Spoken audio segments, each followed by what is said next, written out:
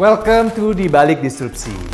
Quick service restaurant atau restoran cepat saji memang bukanlah sebuah konsep baru di dunia F&B. Secara definisi, QSR adalah istilah yang dipakai untuk restoran menyediakan makanan cepat saji on the go, seperti brand makanan yang kalian sering temukan di aplikasi kesayangan kalian yang dengan promo berlimpah dan lokasi yang ada di mana-mana. Yes, QSR memang menjual kecepatan, efisiensi dengan harga murah dan menu comfort food konsumen bisa memuaskan perut. Ini bukan hanya tren di Indonesia saja.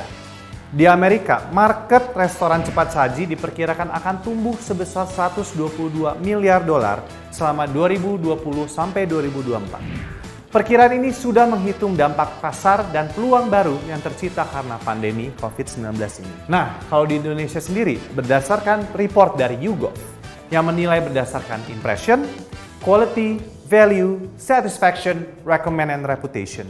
3 teratas memang masih didominasi sama fast food dengan logo M yang warna merah itu, raja ayam goreng dunia, dan juga minuman boba. Tapi bukan berarti nggak ada pemain baru loh. Thanks to aplikasi jasa pesan makanan, QSR sekarang jauh lebih variatif dan tidak identik dengan hanya burger dan ayam saja. Hah? Masa sih restoran aja bisa dapat investor gede-gedean? Bukan lagi zamannya franchise. Sekarang bisnis makanan sudah banyak yang memilih jalur private financing dan membuka diri kepada investor besar dengan menjadi sebuah startup. Yes, lo sebenarnya nggak mesti harus jago coding untuk diinjek dana dan memang sih kedengeran usaha ini kecil-kecilan, tapi culinary startup lagi jadi fokus di beberapa perusahaan venture capital di dunia. Kenapa? Karena F&B terus menjadi sektor yang menarik dan dapat memanfaatkan pemberdayaan teknologi dan investasi kapital ventura tersebut. Daya tarik beberapa brand itu sangat kuat bahkan sampai tidak terdampak sama sekali oleh pandemi. Beda mungkin ya dengan restoran-restoran yang dine-in dan bar yang lain benar-benar bleeding karena memilih untuk tutup. Plus, masing-masing dari brand ini juga fokus menghadapi pandemi dengan strategi kolaborasi dan ekspansi melalui cloud kitchen yang bersifat kolektif di mana dapur satelit yang besar dan berfasilitas lengkap bisa digunakan untuk memasak berbagai menu dari macam-macam restoran secara bersamaan. Kalau untuk ruang kantor ada co-working space, nah ini nih versi dapur F&B aja ya, cloud kitchen. Penasaran nggak sih gimana caranya brand ini tetap jaga kualitasnya? Bahkan di saat orang gulung tikar, mereka malah dapat suntikan dana. Kira-kira bisa nggak sih mereka bertahan tanpa promo dari aplikasi? Dan penting nggak sih figur terkenal di balik belakang brand tersebut? Yuk, kita tanya langsung sama the number 1 Indonesian-based culinary startup, Mangkokku. Stay tuned guys!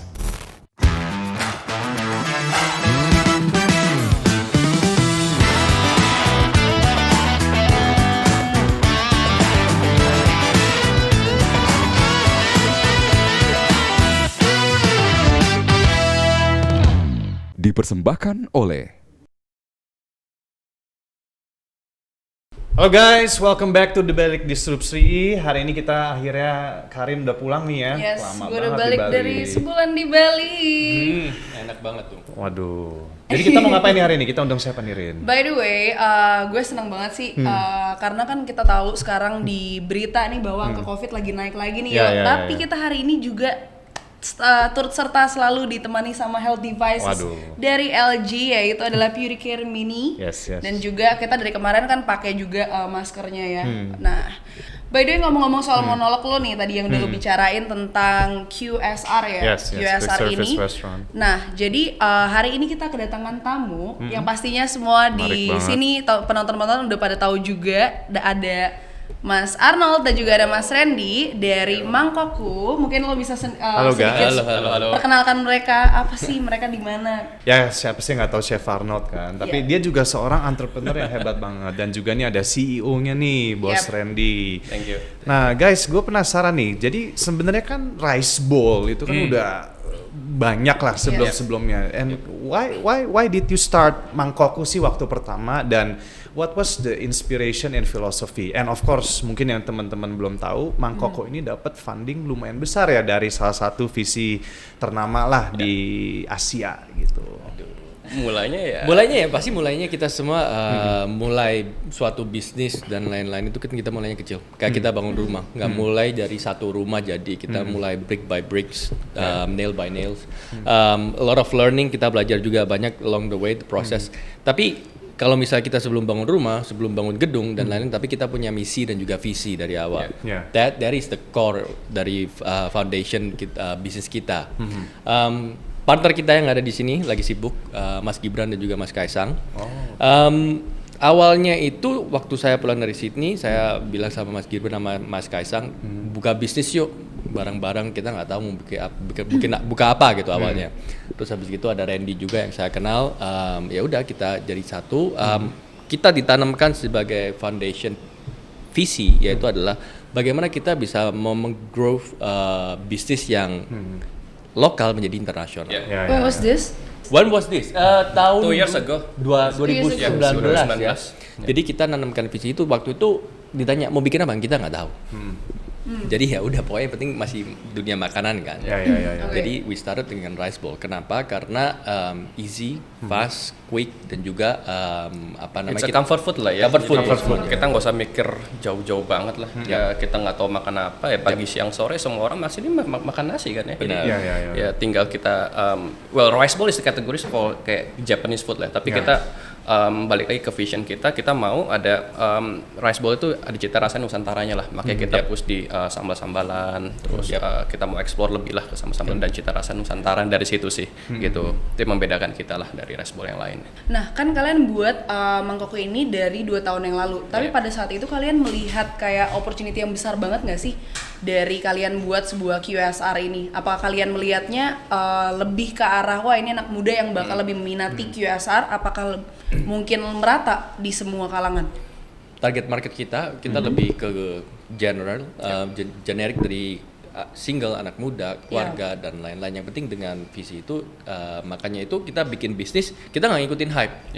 Kalau misalnya dibilang kita lihat research, we did our research dengan makanan yang lagi nge-hype itu apa sih? Kroffel sekarang. Dulu salted egg chicken, sambal mata, ya kan semuanya. Kita nggak bikin itu, jadi kita lebih ke, yuk kita bikin sambal-sambalan dan lain-lain. Kita how do we package, ngikutin hype dan juga tren, tapi kita nggak mikirin hype-nya aja, kita mikirin bagaimana ini supaya bisa sustain gitu. Exactly. So we push through the mindset of business F&B cuma 3 bulan aja. Waktu kita awal-awal buka juga banyak sekali yang DM, wah kita kesana aja nanti kalau udah sepi deh. Orang Indonesia kan seperti itu. Gitu. Karena dari awal kita jarang banget ya bikin menu yang hype-hypean itu, kita coba menghindari. Jadi betul-betul kita bikin makanan yang comfort lah. Ya typical Indonesia pasti kan spicy food itu udah di lidah masyarakat Indonesia lah. Nasi, terus daging, ayam goreng kayak gitu-gitu. Tapi kita bisa buat lebih kontemporer, lebih modern lah ya. Kita package lebih modern. Jadi nggak cuma ngikutin hype-hype doang. Hype ya F&B ada namanya kan honeymoon period ya, 3 bulan, habis itu hilang gitu. Nah, ya kayak sekarang ini kita udah 2 tahun lebih dikit, kita udah bisa sustain cukup baik lah ya di market ini gitu, tanpa ngikutin hype dan lain. Jadi kita udah dapat marketnya, kita udah dapat PMF-nya, USP-nya kita juga udah dapat gitu. Jadi jangan terlalu fokus dengan hype-hypean. Hype is good, tapi bagaimana kita bisa ngaturnya untuk lebih sustain, lebih jangka panjang lah gitu. Tapi menurut lo apa sih yang membuat faktor-faktor apa sih yang membuat QSR ini tuh menjadi tren di kalangan anak muda gitu sekarang? I mean, kalau misalnya gini, kita di Indonesia is a developing country, di mana spenders di setiap kategori itu lagi besar, dan juga apalagi di Jakarta, everyone is so busy dan juga semua mau cepat dan juga available instantly gitu kan. Kalau kita membuka restoran, satu restoran yang besar atau apa, itu investment, it takes a lot of investment dari awal. Jadi we did our module di mana kita bikin yang BEP-nya cepet lah, BEP-nya cepet, ya kan? Cepet tuh berapa? Cepet. Oke. Kita ngomong waktu kita buka restoran harusnya kan kalau misalnya BEP dan lain-lain 2 tahun, ya kan? Tapi untung kita dapat sugihan di restoran. Kita pakai sugihan less than 2 bulan kita udah BEP dan juga satu lokasi. Our store ya dari awal ya, Tanjung Duren itu ya. Pensugihannya siapa? Ya Mas Gibran, Mas Kaisang. Enggak, bercanda. Enggak lah, dari makanannya we keep it ini juga dan juga modul operasional kita dari awal itu bukan cuma buka satu restoran. Dengan visi yang udah dibilang, kita itu sudah menyiapkan diri bagaimana kita buka, di saat kita buka satu restoran itu kita bekerja bukan cuma buat satu restoran, tapi we work in every module yang kita bikin dari restoran, training dan lain-lain itu bagaimana kita udah 5-10 restoran in our mindset mindset gitu. Jadi the way we operate, the way we create menu itu nggak langsung, kita 2-3 bulan cara bikinnya gimana, back endnya gimana supaya again cepat dan juga kita bisa grow dengan cepat. Currently in 2 years ini kan udah buat berapa restoran? Sekarang kita 42. 42. Is it franchise atau kayak Fully owned semua. Kita manage sendiri. Dan quite surprisingly waktu COVID ini we were surprised actually. Memang waktu tahun 2020 awal COVID kan nggak ada yang tahu gimana dengan kehidupan kedepannya gimana gitu kan. Semua crash dari stock market semua dan lain-lain gitu. Tapi soal makanan ya. Makanan pun juga makanan juga awalnya, ya. A lot of restaurant sampai sekarang struggling dan juga Dine in lah ya. Dine in nggak bisa lah. Ya. Dan itu kan sebab 2 bulan. Somehow dari situ kita bisa grow sampai sekarang. Kita juga nggak mikirin banyak ya waktu itu ya. Well, you guys started before Before COVID, kan? yep, exactly. Jadi Just before ya. just before COVID. Jadi itu 2000 COVID tuh 2000 berapa ya? 20 Maret lah ya. 2020 Maret. Itu 2020 Januari itu lagi prime banget gitu. Itu lagi prime-prime ya. Jadi Kokas Tanjung Duren sama Sunter sama di Alam Sutra Living Court itu ngantrinya bisa sampai lobby. Ini dalam mall ya berarti. Dalam mall awalnya ya. ya. Yap, gitu. Itu lagi prime-prime. Terus kita mikir, wah ini pas mau masuk ada berita dari Wuhan itu ya, virus gitu macam.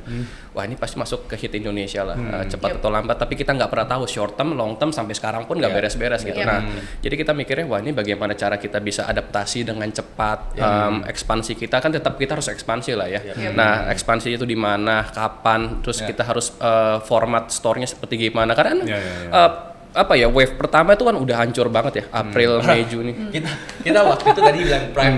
Kita itu baru sign up recruitment dan juga deposit tempat dan lain-lain itu. I think recruitment sendiri we have almost 80 or 70 people on at that time on top of our payroll. Kita sampai waduh kita mikirnya gimana ini? Ya karena orang-orang kita harus tetap ini. Jadi kita fokusin yang kita sudah sign lokasi dan lain-lain jalanin. We don't take any profit, no salary semuanya sampai sekarang. Enggak sampai sekarang. Sampai sekarang udah ambil. Minimum ya. UMR. Nah, waktu pertama kalian mau bikin nih, apakah there was a decision to awalnya mungkin nanti gue mau buka setup satu, nanti gue franchisein? Was that something came up in your mind at first? Franchising itu not in our mindset karena Never kita ya? belum karena kita maunya benar-benar hands on dan juga benar-benar terkontrol dari bahan sampai service dan juga our quality. Even though sampai sekarang pun kita kita perfect enggak, kita masih ada komplain yang kita harus perbaikin dan lain-lain gitu. So franchise never been on our mindset sih. Any other ini nggak? Kalau dulu kan emang selalu bilang operationally atau apa. But other than that, any reason why kalau franchise for you is not a model yang Well, yang pertama pasti yang tadi Arnold bilang sih, kita nggak percaya diri lah untuk kita franchising karena kan banyak kepala, banyak repot lah ya. itu. Nah, kita lebih suka kita manage dari centralized lah, dari central kitchen, dari head office dan macam, kita ngambil kebijakan seperti gamma itu tersebar di setiap outlet kita. Itu yang pertama. Yang kedua adalah ya typical kita kan valuation business yang diinvest sama VC. economically lebih seksi ya. Kalau bisa cuan sendiri kenapa mesti rame-rame? Betul. Tapi kayak gue lihat kalian tuh orangnya suka challenge banget ya, dari obrolan kita tadi di belakang, dan kalian bilang kayak kalian suka private financing kayak gini, berarti kan kalian nggak mau ada franchise kan? Which is kalau menurut gue kalau misalnya kalian ngehandle semua 40, even nanti kalian bakal ada 100 atau 200 sendiri. Amin. Iya. Isn't it gonna be a more challenge for you guys? Of course, kalau misalnya kita sudah dapat funding dan juga sudah ada VC, that mean a lot of senior yang memberikan input secara business structural dan lain-lain. Kita udah set tim itu sih. So kalau saya sendiri, I rather personally learn dari my partners dan juga dari orang-orang yang saya kerja sendiri daripada mesti ngajarin banyak orang yang new hands dan lain-lain franchise gitu. Kalau dari saya pribadi sih lebih suka yang great company gitu, yang kita bisa manage dengan baik, setiap economic store-nya juga baik semua, unit economics-nya baik semua. Terus pasti great company disupport sama great talents juga. Nah makanya in the last 1 year kita tuh lumayan agresif banget sih nge-hire untuk talent-talent kita yang untuk bisa kasih kita input, bisa kasih kita masukan bagaimana strategize, bikin planning dan eksekusinya ke depannya seperti gimana. Jadi so far selama 2 tahun ini kita cukup konsisten dengan strategi-strategi kita gitu.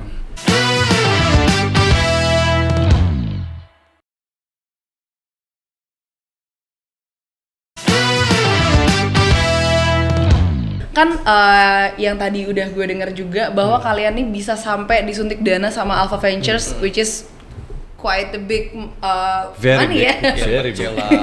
Ya, nah apa sih yang membuat konsep kalian tuh promising gitu loh? Selain pesugihan tadi ya? Iya. Itu apa sih kita tadi? Oke. Apa USP-nya kalian gitu? Well, I mean, before any investment, before any VC, mau sebagus apa kita pitch, sebagus apa kita punya talent, the market always decide in the end. If there's no market, nggak ada yang mau. Tergantung orang mau sebagus apa pitch deck, bisnis makanan apa. Tapi kalau misalnya marketnya nggak decide ya, it's nothing gitu kan. So we let the market decide dulu sampai berapa store ya waktu itu ya? 8 store, and then we keep on growing slowly dan lain-lain. Then investor baru confident to invest in us, dan juga kita selalu under promise over deliver kan waktu itu. Jadi that's what always been one of our motto juga gitu. Kalau bisa dibilang valuasinya kita bisa aja valuasi berapa juta dolar dan lain-lain gitu. Tapi kalau if the number is not right, then it's not right. Kadang kan banyak produk yang tidak enak atau biasa aja, but then you push with promo and everything buat nge-push attention gitu ya. How do you see those kind of strategy biasanya? Do you still believe that product is still the king gitu kan? Ya, sebenarnya kalau enak nggak enak tuh cukup subjektif lah itu makanan dia, ya. kan? Tapi kalau dari sisi kita sih, to be honest with you guys, kita biggest investment kita tuh 3. Pertama kitchen equipments, karena kita mau make sure semua tuh centralized dan semua konsisten di setiap stores gitu. Itu yang pertama. Yang kedua adalah kita mau investasi di raw materials, karena kita mau pakai bahan-bahan tuh yang terbaik semua gitu. Nah makanya kita sempat pertama awal-awal tuh struggle karena kita pakai bahan fresh semua ya gitu. Terus yang ketiga yang paling penting bottleneck dari F&B bisnis sebenarnya itu training and development gitu, konsistensi. Karena kita kalau mau bleed scale itu pasti kan quality pasti drop ya. Mau kita mau sebagus apapun. Nah, makanya sampai sekarang pun saya sama Arnold tuh masih day to day untuk ngurusin training development tim kita mau seperti gimana. Nah, makanya kita tuh kalau boleh spill dikit nih, kita 1 bulan tuh hampir 350.000 bowls terjual. Wow. Bulan Oktober kita dengan kita benar-benar fokus di quality, service dan operasional, komplain kita cuma 17. Dan itu komplainnya kalau masuk ke Instagram itu masuk ke Instagram dia. Gue yang tulis sendiri, gue yang tulis sendiri. Gue masih respon gitu. Sorry ya kak. Udah kalau orang mau approach dia, komplain aja. Keren. Sorry ya kak. Lalu marah-marah lu ke tim. It grows lah ya. Whatever our vision dan juga yang kita terapkan itu make sure we nurture it. Bukan cuma kasih kita kerjaan. Harus kerjain ini, beres gitu enggak. So we let them grow with us juga instead of they grow for us gitu kan. Jadi ya itu sih. We still benar-benar hands on masih. Tapi gue mau nanya lagi nih. Tadi kan udah ngobrolin lebih ke arah sisi bisnisnya. Gue pengen tahu dari sisi personal kalian nih sebagai CEO dan juga co-foundernya, apa sih suka dukanya di QSR ini? Kita di era digital di mana it's so easy to do business secara digitally. You can do it with your phone dan juga dapur yang whatever you want ya kan. Mau it's not a big investment ya kan. Virtually gitu kan. Virtually, that's right. Tadi di mana artinya marketnya yang untuk orang competitor itu banyak sekali. So if you don't perform, you're gone gitu. Sekarang kalau misalnya kita lihat kopi aja udah berapa banyak macam kan. Iya, setiap jalanan itu setiap 5 meter. Namanya udah aneh-aneh. Iya, so we have to capture the brand and the market value juga dari situ. Kalau enggak ya it's gone gitu. Itu salah satu yang paling menakutkan ya secara ini. Apalagi kalau misalnya lagi promo gede-gedean, kadang-kadang kita sampai kita ikut nggak ya atau enggak ini. So a lot of things yang kita harus to be on our toes still. Jujurnya marketing budget kita tuh kecil banget, cuma 1% doang. 1% dari situ berapa M lah ya. Tapi kan biasanya kan 20-30% ada gitu. Tapi kan kita juga nama PT-nya juga pemuda cari cuan. Cari cuan ya kan, bukan buang-buang, bukan foya-foya gitu kan. Nah, ini kalian itu kan tadi ada founder, ada Randy, ada Arnold, Kaisang, Gibran juga nih founder.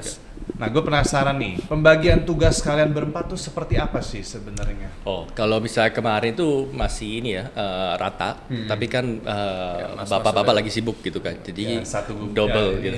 Yang satu lagi ngurusin bola, ngurusin IPO dan ngurusin lain-lain, ngurusin kota ya kan. Jadi, kita tetap operationally, marketing, produk tetap kita. Untuk mereka lebih ke yang behind the scene lah ya. Yes. Yang Jadi behind the scene advisor, bisnisnya bagaimana jalannya dan mungkin orang-orang pada tanya, oh mereka ngapa-ngapain? No, they are still our advisor dan juga mereka itu their mindset, their vision itu sangat-sangat luar biasa di mana kita kalau nggak ada visi misi mirip mereka kita nggak mungkin bisa di sini. Yes, exactly gitu. Nah kalau di Mangkoko sendiri ini itu untuk face-nya tuh lebih ke lo-nya sendiri atau ke Kaisangnya nih? Kita Face-nya gitu, apa semuanya face-nya? Saingannya berat ya? Sangat berat. Face-nya mana nih? Gitu kan? Yang bisa masak siapa? Bercanda. Gimana? We don't take credit for ini ya. I think we're all equally ini kok kita. Jadi equally kalian semua. Nggak ada Randy pun toko kita paling cuma 2-3 aja. Gitu. Tapi suatu produk itu atau brand harus bisa berjalan sendiri. Ya. Kalau mau sukses atau mau besar ya. Kalau terus-terusan disugihanin terus sama founders-foundersnya nggak akan bisa berjalan dengan baik lah. By the way, gue pengen tahu nih kan, berarti kan lo salah satu yang nge-research dan develop juga menu-menu dari si Rice Bowl ini. Yes. Nah, lo untuk di Mangkoko ini sendiri, lo segimana ketatnya sih soal quality dari makanan di Mangkoko ini, dari produk kalian? Oke, karena kita sekarang kita jadi we pass on our standards, jadi artinya nggak bisa semuanya kita harus hands on 40 toko, nggak mungkin kan ya. Jadi we have a team di mana kita relay, kita mau bikin ini, kita produknya ini, resepnya begini. Jadi kita pass on dan juga ada QC yang kurang lebih yang nurture dan juga make sure everything is right before kita launch. Kita bikin menu itu nggak langsung, gua mau bikin ayam bakar hari ini, besok jual, nggak. Kita bikin kurang lebih 2-3 bulan before preparation dari ingredients sampai trainingnya benar baru kita launch gitu. Gue penasaran sih, kan dia galak nih ya di MasterChef, julidnya luar biasa. Gue penasaran deh, kalau lo julid sama tim Mangkoko sama nggak kayak di MasterChef? Gimana ya julid tuh ini? Well, look, I'm learning ya kan, orang dapur. Learning not to, orang dapur. And then I learn a lot from my partner juga, bagaimana how to do business. Ya kan, habis itu ketemu dengan investor lain dan lain-lain. Of course, I'm learning the past 2 years about business, how to run business secara professionally.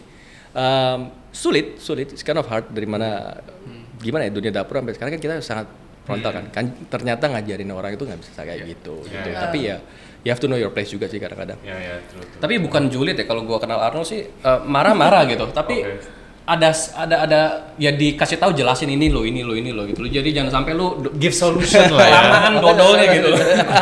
Giving solution kan gitu kan. Ada solusi gitu. Ada solusi. Oke guys, kalau gitu kita pindah ke segmen berikutnya. Kita segmen main happy kita, segmen games. Games challenge. Hari ini kita mau apa namanya? Nggak masak kan? Enggak. Itu nggak happy kayaknya, ntar kita dikritik deh. Kita akan bermain tebak emoji kalau nggak salah Rin ya. Kita coba ya. Oke, kita ke segmen berikutnya guys. See you there.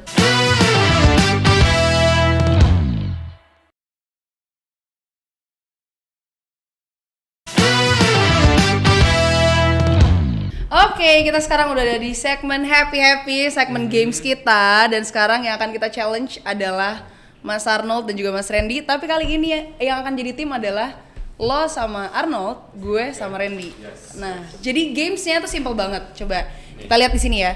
Jadi ada 2 emoji seneng sama cemberut. Nah, nanti akan ditaruh di belakang kepala kalian. Nah, partner kalian nanti harus pilih, mau pilih senyum atau cemberutnya. Tapi nanti kayak kalian yang di belakang harus ngacak nih. Oke. Harus ngacak mana yang senyum, mana yang cemberut. Misalnya dia bilang kayak, gue mau senyum aja deh, senyumnya sebelah sini misalnya. Ternyata senyumnya ada di sebelah sini, berarti dia kalah. Nah, kalau kalah, nanti kita akan colek yang pemain lawan, kita akan colek dengan bedak kalau misalnya kalah. Oke? Gampang ya? Bisa ya? Berarti kalau kalah, kalian akan mulai pertama. Oke. Kalau menang, colek Kalau- duit harus. Colek saham aja sama bapak Saham, ini. oke. Ayo. Oke. Kanan kiri.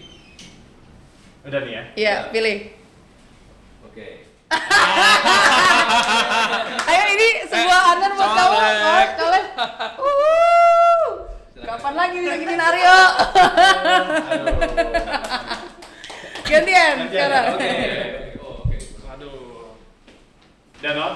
Ayo. You ready? Gue penasaran feeling seorang chef nih. Intuisi lo bermain kah?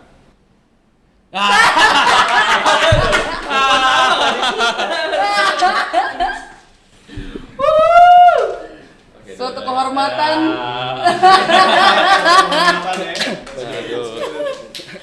Oke, ayo kita yang baik, ayo bisa.